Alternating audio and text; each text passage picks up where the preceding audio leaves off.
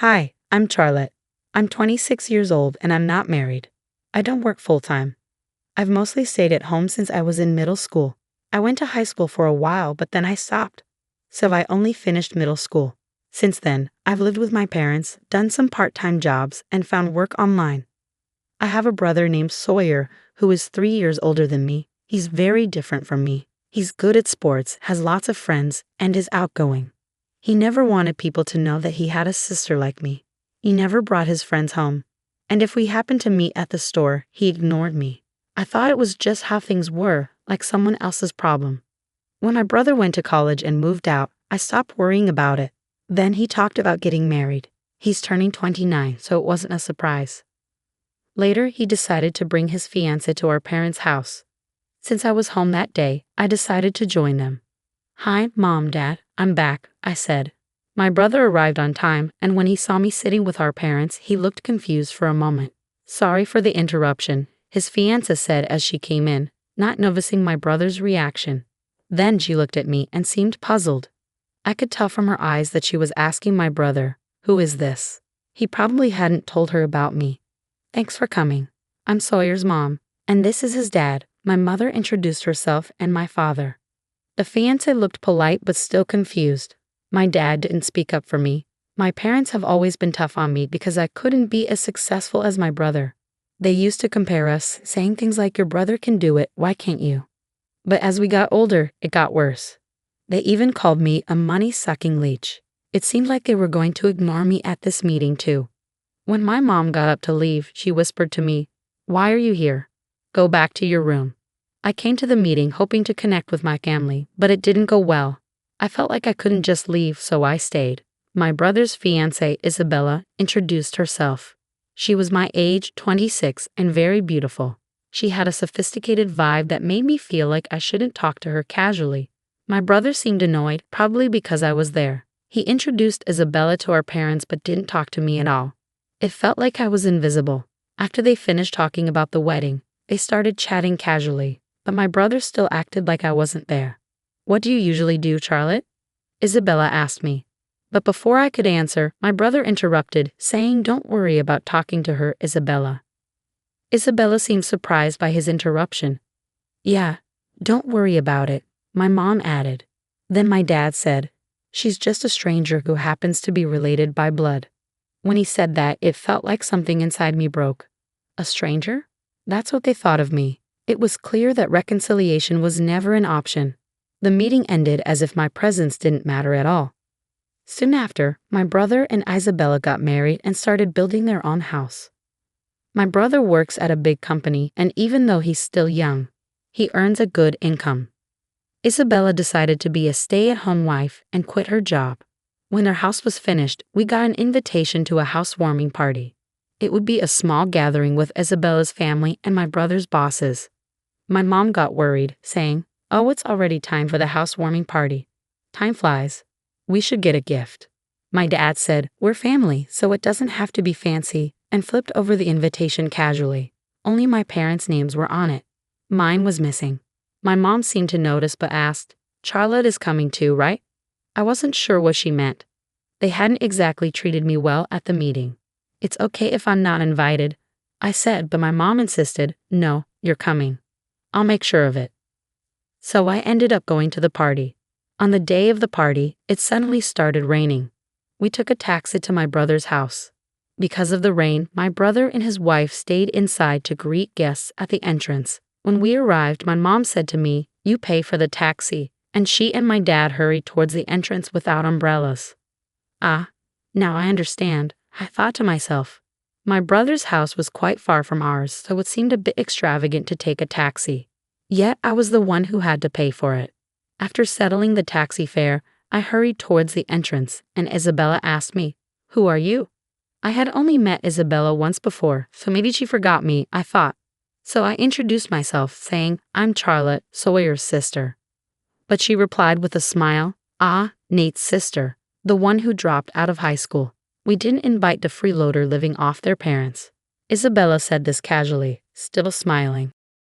My brother had just come back from welcoming someone inside when he saw me and asked with disgust, "What are you doing here?" Sawyer, I told you not to invite her. Why is she here? I don't know, my brother replied. It seemed like he didn't want me there after all, and Isabella's attitude changed once she found out about me. She was even worse than my brother and parents. I wondered if it would have been better if I hadn't come and cautiously asked my brother.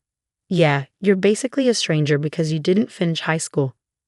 Not finishing high school doesn't count as an education, right? Can you please leave quickly? Isabella added, backing up my brother. Her calm expression the whole time was really scary. Okay, I said quietly and turned around. The taxi we came in earlier was gone, and since we weren't on a main street, finding another one seemed hard. I didn't have an umbrella. I started walking, getting soaked in the rain. I could hear Isabella laughing behind me. After a while, I got back home. My parents returned looking happy. They saw my face and asked, "Why did you leave so suddenly? Couldn't you at least call a taxi to get back?" "You're so useless," my mom complained, as if it was nothing unusual. Sorry, I suddenly got a stomach ache. I lied to cover up the real reason. You left just because of that. You're hopeless. Make sure to give the gift later. You're an adult, my dad scolded me. Speaking of which, I had prepared a gift for the party, but I ended up bringing it back without giving it. I wanted to send it by mail, but I didn't know the address. I thought about asking my parents for the address, but the tension at home made it awkward. So I reached out to my brother instead. I want to send a gift. Can you tell me the address? His only response was, I don't give my address to strangers, right? I sighed. Was it really enjoyable for him to assert dominance over me in private, not just embarrassing me in front of others? It was bewildering. Maybe it wasn't just my brother behind these messages. Perhaps Isabella was also involved, laughing along. Either way, it felt ridiculous. I gave up on sending a congratulatory gift for my brother's housewarming party. I realized I couldn't get along with my family anymore, so I made the decision to move out. I didn't have a full-time job, but I had some savings from my part-time work. With that, I managed to rent a room to live on my own. Since it wasn't enough to cover all my expenses, I decided to try streaming videos in my free time. I had always enjoyed watching streams as a hobby and had a knack for spotting trends among popular streamers and boosting views. When I started streaming myself, I began earning tens of thousands of dollars a month. That income kept growing, enough to cover all my living expenses. I decided to invest the money I had saved up. The investments turned out to be successful, so I decided to venture into running a small company that imports and sells goods. I kept myself busy in a good way and felt fulfilled every day. Unlike having a family that would complain about me spending too much time on the computer, I enjoyed my freedom. A few months later, I got a call from my parents, who hadn't reached out to me since I moved out. "We need your help with Sawyer's finances," they said. "Why?" I asked, genuinely curious. I couldn't understand why my brother, who had just built a new house, would need financial assistance. Slowly, my parents began to explain the situation. It turned out that my brother had been throwing frequent parties at his new house, mingling with various people like bosses, executives, clients, and Isabella's friends. During one of these gatherings, someone pitched an investment opportunity to him, and my brother ended up trusting it. He ended up losing a large amount of money, enticed by the promise of quick returns in just a few months. I was surprised. My brother had a good job, so if he had just focused on working hard, he wouldn't have made such a mistake. It was a pity. Who recommended this investment? Is it a scam? I asked. No, it's not. It's someone Isabella knows, my parents replied, showing complete trust in Isabella. How much do you need? I asked, shocked by the amount. It was more than what an average employee could easily afford. Is that really the amount my brother needs alone? I asked my parents hesitantly, fearing the answer. We were also introduced to the same investment, my parents admitted after a pause. I can't come up with that much money so easily. Sorry, I said, trying to end the call. But they insisted, saying, "We're your real family. Help us out in times like these." Real family? Too little, too late. Sorry, but I'm busy and I'm a stranger to you, right? With that, I hung up the phone. Later on, they somehow found out where I work, and my parents' and brother's families showed up at my office. I was in the middle of a business meeting when my secretary informed me, "There are guests here for you, President. I don't have any other appointments." "Who are they?" I asked. "They say they're your family, ma'am," my secretary replied.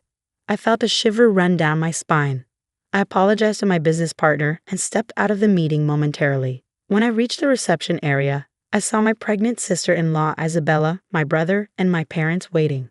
"So you're running a company now, huh?" "Well, it's much smaller than where I work." My brother smirked, glancing around my office. "Who are you?"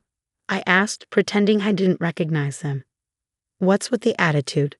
my brother shouted, losing his temper.